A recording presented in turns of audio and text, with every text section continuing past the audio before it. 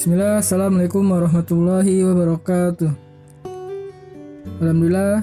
Alhamdulillahillazi anzala sakinata fi qulubil mu'minin liyazdadu imanan ma'a imanihim. Asyhadu an la ilaha illallah wa asyhadu anna Muhammadan abduhu wa rasuluh. Allahumma sholli ala sayyidina Muhammad wa ala ali sayyidina Muhammad. Amma ba'du. Pertama dan paling utama, mari sama-sama kita bersyukur pada hari ini. Alhamdulillah kita masih banyak diberi nikmat oleh Allah Subhanahu wa taala. Nikmat sehat, nikmat iman, nikmat Islam, nikmat hidayah, nikmat istiqomah, dan nikmat-nikmat lain yang senantiasa Allah berikan kepada kita semua selaku hambanya. Semoga kita menjadi hamba yang pandai untuk bersyukur, menjadi hamba yang senantiasa bersyukur kepada Allah Subhanahu wa taala, bukan menjadi hamba yang kufur atas nikmatnya. Maka dengan begitu insya Allah kita akan ditambahkan nikmatnya oleh Allah Subhanahu wa taala. Dan saya mengajak teman-teman semua ya, pada kesempatan kali ini untuk akhirnya kita semua bersyukur ya atas apa yang telah Allah berikan kepada kita semua. Bahkan yang gak kita minta senantiasa Allah berikan kepada kita semua gitu. Contohnya, apakah kita meminta bisa melihat pada saat kita bangun tidur? Bahwa kita bisa mendengar, berjalan ya. Bahwa kita minta itu semua, tentu mungkin kita tidak meminta itu semua, tapi Allah senantiasa memberikan nikmat tersebut hingga pada saat ini gitu. Maka dari itu saya mengajak teman-teman untuk akhirnya bersyukur ya atas nikmat-nikmat yang luar biasa Allah berikan kepada kita semua. Dan tak lupa kita sampaikan juga salawat dan salam kepada Nabi kita semua, Nabi Muhammad SAW, karena beliau sudah berjuang ya bersama para sahabatnya, bersama para pengikutnya, hingga pada hari ini Islam meraih kejayaannya yang telah membawa dari zaman kejahiliyah menjadi kepada zaman terang benderang. Semoga salawat juga tercurahkan kepada istri-istri beliau, kepada keluarga beliau, kepada sahabat-sahabat beliau, kepada pengikutnya, yang semoga kita diakui oleh beliau selaku umatnya, dan kita diakui dan diberikan syafaat oleh beliau pada hari akhir nanti. Amin ya rabbal alamin. Baik, insya Allah pada kesempatan kali ini saya akan menyampaikan perihal istiqomah, atau saya akan sharing-sharing ya, atau menyampaikan apa yang sekiranya bisa saya sampaikan lah pada hari ini gitu. Baik ya, mungkin untuk teman-teman semua udah pada dengar ya, ataupun udah sering dengar perihal istiqomah. Apalagi di zaman yang lagi tren ya tentang hijrah ya, entah itu pemuda hijrah bareng dan segala macamnya, pasti akan menyangkut ya perihal istiqomah juga. Secara bahasa istiqomah itu artinya lurus. Itu dari bahasa Arab. Bahasa Arab artinya lurus.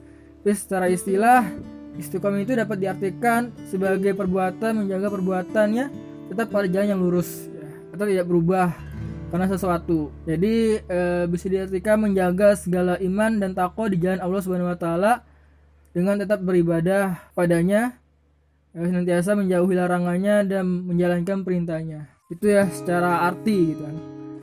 Dan istiqomah mempunyai banyak keutamaan ya. Salah satunya itu dituliskan di surat Al-Ahqaf ya, ayat 13 dan 14 yang bunyinya ayat 13, sesungguhnya orang yang berkata Tuhan kami adalah Allah, kemudian mereka tetap istiqomah, tidak ada rasa khawatir pada mereka dan mereka tidak pula bersedih hati. Ayat ke-14-nya, mereka itulah para penghuni surga sebagai balasan atas apa yang telah mereka kerjakan. Nah, ini salah satu keutamaan ya. Jika kita istiqomah sampai kita selesai ya di dunia ini ya, sampai akhirnya maut menyebut kita pada jalan kebaikan ya, pada agamanya Allah, insyaallah kita akan dibalas dengan balasan terbaik, yaitu kita menjadi penghuni surga dan kita akan kekal di dalamnya bersama orang-orang soleh dan orang-orang baik lainnya gitu. Namun tentu ya untuk kita istiqomah itu nggak bakal mudah ya, pasti banyak cobaan, banyak tantangan kita berada di jalan dakwah ini ataupun di jalan kebaikan ini. Ada beberapa sebab kenapa kita tidak bisa istiqomah atau sulit untuk istiqomah. Yang pertama itu mungkin terjadi karena kita kelelahan fisik semata. Jadi kita merasa lelah akan fisik ya, namanya manusia pasti punya sifat-sifat atau merasa lelah ya, atau merasa jiwanya itu merasa lelah. Jadi membuat kita tidak istiqomah, agar tidak bisa terus istiqomah pada jalan kebaikan gitu kan. Contohnya mungkin pada saat kita menjalani suatu ibadah, mungkin pada suatu titik kita merasakan suatu lelahan ya, kelelahan jiwa, kelelahan fisik semata gitu. Ini menjadi suatu penyebab kita kenapa kita nggak istiqomah, karena kita merasa lelah. Karena sebagai manusia dan juga iman itu sendiri ada naik dan turun. Jadi mungkin pada suatu titik kita akan merasa lelah secara fisik dan secara jiwa. Itu penyebab pertama ya, adanya kelelahan fisik semata. Yang kedua, mungkin kita merasa cukup pahala. Di sini mungkin ya dalam hati kita merasa sudah banyak bekal ya, sudah banyak pahala yang sudah kita lakukan. Nah ini membuat menyebabkan kita tidak istiqomah lagi gitu. Jadi dengan kita menganggap diri kita sudah banyak kebaikan, sudah banyak beramal, banyak pahala, ini membuat kita seakan-akan lupa gitu kan, bahwa dosa-dosa kita pun juga banyak. Maka kadang kita merasa puas ya atas apa yang sudah kita lakukan, merasa cukup atas pahala yang sudah dilakukan. Ini membuat kita tidak istiqomah lagi karena mungkin sudah merasa banyak beribadah, merasa banyak sholat, merasa banyak zikir dan segala macamnya, hingga akhirnya ini membuat kita tidak istiqomah dan setan pun bisa masuk untuk akhirnya membisikkan kita untuk akhirnya kita tidak istiqomah. Yang ketiga sebabnya karena kondisi sangat nyaman. Kondisi sangat nyaman di sini dalam surat Al-Munafikun ya, itu ayat 9. Ingatlah pada hari ketika Allah mengumpulkan kamu pada hari berhimpun. Itulah hari pengungkapan kesalahan. Dan barang siapa beriman kepada Allah dan mengerjakan kebajikan, niscaya Allah akan menghapus kesalahan-kesalahannya dan masukkannya dalam surga yang mengalir di bawahnya sungai-sungai, beri akal di dalamnya selama-lamanya. Itulah kemenangan yang agung. Di dalam hal ini kita merasa nyaman nih, kita merasa nyaman atas kebaikan yang sudah kita lakukan. Padahal kita belum pasti nih apakah kita bisa masuk surga atau enggak. Nah ini memang dimaksud dengan kondisi nyaman ya, nyaman dengan amal yang kita perbuat, nyaman dengan amal yang sudah kita lakukan, yang menganggap diri kita ini nyaman juga nih, kita bakal masuk surga. Padahal kondisinya kita nggak ada yang tahu gitu ya, apakah kita bisa masuk surga atau tidak nantinya gitu. Jangan sampai pada akhirnya ya, setelah kita terus istiqomah di penghujung usia kita malah nggak istiqomah, kita malah terjerumus nih oleh bisikan setan ya, hingga akhirnya ini menyebabkan kita nggak bisa masuk surga gitu. Jadi jangan sampai nih kita merasakan kondisi merasa nyaman, merasa kita sudah bisa masuk surga dengan apa yang sudah kita perbuat, karena kita nggak tahu ya, karena itu adalah hak prerogatifnya Allah ya, untuk akhirnya masukkan kita ke surga dengan ridhonya Dia, dengan rahmat yang Allah berikan kepada kita semua gitu. Nah itu yang ketiga ya, karena kita merasa nyaman ya, kita nyaman mungkin merasa kita bakal masuk surga, padahal kita juga nggak tahu kondisi kita, dosa-dosa kita sebanyak apa ya, kesalahan kita sebanyak apa, dan mungkin aja kebaikan-kebaikan atau amal-amal yang kita perbuat itu masih jauh dari apa yang sudah perbuatan kejahatan ataupun keburukan sudah kita lakukan. Yang keempat itu kondisi sangat berat. Ini disebutkan di surat At-Taubah ayat 41. Dan angkatlah kamu baik dengan rasa ringan maupun berat, dan berjihadlah dengan harta dan jiwamu di jalan Allah, dan yang itu adalah lebih baik bagimu jika kamu mengetahui. Nah ini berat dalam sisi jiwa dan raga gitu, dan juga dalam sisi harta gitu. Padahal kita diperintahkan untuk terus istiqomah atau terus berangkat ya, dalam keadaan ringan ataupun berat gitu. Jadi ini menjadi tantangan buat kita gitu, dalam kondisi ringan atau berat kita harus tetap istiqomah, kita harus tetap menjalankan kebaikan atau beribadah kepada Allah Subhanahu wa taala. Kita jangan boleh kalah sama setan yang terus menuju kita, jangan nafsu kita ya. Jadi kita harus terus fight dengan iman kita agar bisa terus istiqomah di jalan kebaikan ya, dalam beribadah kepada Allah Subhanahu wa taala. Terus bagaimana nih caranya kita bisa istiqomah gitu. Setelah tadi kita tahu apa aja penyebabnya, yaitu tadi tentang kelelahan fisik, tentang merasa cukup pahala, merasa sangat nyaman, merasa sangat berat. Nah terus apa nih yang membuat kita bisa istiqomah, atau kita bagaimana agar kita bisa istiqomah? Yang pertama adalah kita merenungi nikmat Allah Subhanahu wa taala. Karena yang tadi saya sudah sampaikan yang di awal-awal ya, di mukadimah saya, bahwa sangat banyak nikmat yang Allah berikan kepada kita semua. Bahkan nikmat yang enggak kita minta tapi Allah berikan begitu saja secara cuma-cuma. Contohnya nikmat oksigen. Alhamdulillah kita masih bisa bernafas dengan baik ya, dengan nikmat oksigen. Tapi jika kalau oksigen itu dicabut ya, ataupun kita merasakan sulit bernafas hingga akhirnya membutuhkan oksigen atau tabung oksigen, itu berapa menyulitkannya kita gitu dalam hidup gitu. Tapi Allah secara cuma-cuma memberikan kita kemampuan untuk bernafas, berikan kita oksigen secara cuma-cuma gitu. Ini menjadi renungan buat kita semua atas nikmat-nikmat yang Allah berikan kepada kita semua. Dan ini juga disampaikan di surat Ibrahim ayat 34, dan Dia telah memberikan kepadamu segala apa yang kamu mohonkan kepadanya, dan jika kamu menghitung nikmat Allah, niscaya kamu tidak dapat menghitungnya. Sehingga manusia itu sangat zalim dan sangat mengingkari nikmat Allah. Nah, di sini Allah menyebutkan bahwa kita tidak bisa menghitung nikmat-nikmat Allah, karena begitu banyaknya, begitu luar biasanya Allah berikan kepada kita semua selaku hambanya. Bahkan diberikan juga kepada yang bukan Islam gitu, non Islam gitu. Dan banyak sekali manusia tuh yang mengingkari ya, ataupun kufur atas nikmat Allah. Ini menjadi renungan buat kita yang akhirnya ini menjadi cara ataupun bagaimana kita bisa istiqomah dengan kita merenungi nikmat-nikmat Allah yang Allah berikan kepada kita semua gitu. Dan yang kedua, menyadari usia dan amal kita. Jadi kita harus menyadari usia kita tuh terbatas, umur kita terbatas. Kita nggak tahu kapan kita bakal dipanggil sama Allah. Kita nggak tahu kapan kita akan meninggal. Maka dari itu kita harus memaksimalkan waktu yang Allah berikan kepada kita semua untuk istiqomah, untuk beribadah kepada Allah. Kita beramal sebanyak-banyaknya dengan mengharap ridha Allah, dengan ikhlas. Insya Allah ya, kita akan mendapat balasan yang terbaik. Dan ini menjadi suatu sebab juga ataupun kenapa bagaimana kita bisa istiqomah. Tadi kita harus menyadari usia kita, sampai bahwa usia kita itu nggak bakal lama di dunia ini gitu. Kita hanya sebentar, bahwa dunia ini hanya sebagai perantara gitu, bukan tujuan. Dan kita juga harus menyadari amal kita, karena amal kita itu gak banyak-banyak amat gitu, dibandingkan dengan para sahabat, dibandingkan dengan Nabi Muhammad SAW gitu. Bahkan amal-amal kita itu mungkin ada yang kurang atau baik yang cacat, karena kekurangan pengetahuan kita atau kekurangan iman kita, kekurangan keistimewaannya kita gitu. Jadi kita harus menyadari itu semua.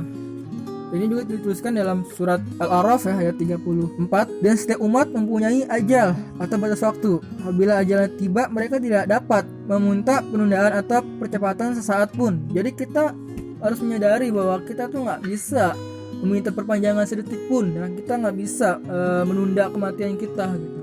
Hanya Allah yang dapat menentukan itu semua gitu. Kapan kita mati, kapan kita akan dipanggil oleh Allah Subhanahu wa taala. Ini harus kita pahami ya, bahwa usia kita nggak bakal lama, dan amal kita pun mungkin tidak sempurna gitu. Maka kita harus tetap istiqomah di jalan kebaikan ini agar kita mendapatkan surganya. Terus yang ketiga, bagaimana caranya agar kita istiqomah? Itu kita memahami ciri istiqomah itu sendiri gitu. Jadi kalau kita memahami apa itu istiqomah, insya Allah kita akan istiqomah, karena kita sudah tahu bagaimana ciri-ciri istiqomah itu dan bagaimana menjalankannya. Ya, Allah pun sudah menuliskan di surat Ali Imran 134, yaitu orang-orang yang berinfak baik di waktu lapang maupun sempit, dan orang yang menahan amarahnya dan memaafkan kesalahan orang lain. Dan Allah cintai orang-orang yang berbuat kebaikan. Nah, di sini disebutkan ya, bahwa Allah mencintai orang-orang yang membuat kebaikan. Terus juga disebutkan oleh Allah, cirinya adalah, ciri orang yang istiqomah adalah mereka itu berinfak baik di waktu lapang ataupun sempit. Jadi kita gak hanya berinfak atau melakukan kebaikan hanya di waktu-waktu lapang, tapi juga di waktu-waktu sempit kita juga melakukan istiqomah ataupun melakukan amal ataupun berinfak. Jadi istiqomah itu pada saat kita lapang dan pada saat kita sempit, dan orang-orang yang menahan amarahnya dan memaafkan kesalahan orang lain. Jadi ciri istiqomah juga adalah kita menahan amarah. Manusia pasti punya namanya emosi, punya nafsu. Nah, kita harus bisa menahan amarah ini, dan emang nggak mudah karena lawan kita setan gitu. Ya, terus membisikkan kita ya, merongrong nafsu kita, merongrong amarah kita gitu. Tapi kita harus bisa menahan. dan kita harus memaafkan orang yang berbuat kesalahan kepada kita.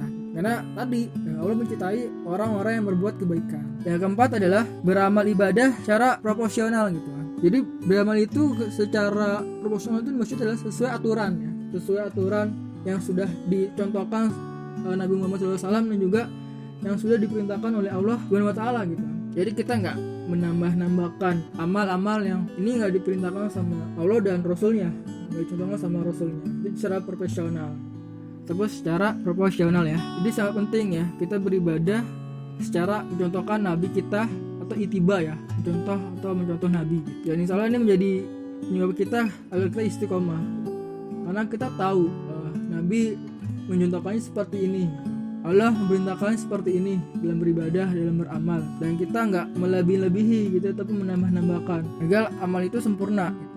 Ya. Jadi itu ya ada 4 bagaimana agar kita bisa istiqomah. Tadi merenungkan nikmat Allah Subhanahu Wa Taala, menyadari usia dan amal kita. 3 memahami ciri istiqomah. Yang 4 itu beramal ibadah secara proporsional. Dan tadi juga ada 4 sebab kenapa kita tidak istiqomah. Tadi 1 kelelahan fisik semata merasa cukup pahala. Yang 3 kondisi sangat nyaman. Yang keempat kondisi sangat berat. Itu membuatnya tidak istiqomah. Jadi memang nggak gampang ya untuk akhirnya kita istiqomah.